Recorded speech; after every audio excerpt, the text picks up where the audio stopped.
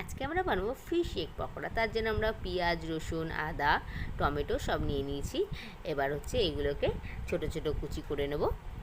ছোট ছোট কুচি কুচি করে নেওয়া হয়ে গেছে। এরপরে একটি বোলের মধ্যে আমরা কিছুটা ডিম, পেঁয়াজ কুচি, রসুন কুচি, আদা কুচি, টমেটো কুচি, জিরে গুঁড়ো, হলুদ গুঁড়ো ও নুন দিয়ে ভালো করে মিক্স করে নেব।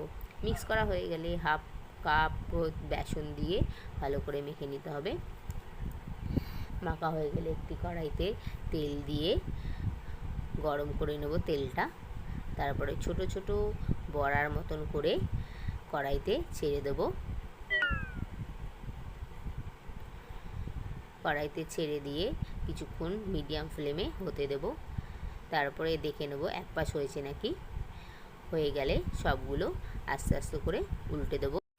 উল্টে পাল্টে মিডিয়াম ফ্লেমে লাল লাল করে ভেজে নিতে হবে। আমার ভিডিওটা ভালো লাগলে প্লিজ সাবস্ক্রাইব ও লাইক কমেন্ট করে দেবেন। এবার লাল লাল হয়ে গেছে, আমরা তুলে নেব। আমাদের fish pakora ready, fish egg pakora.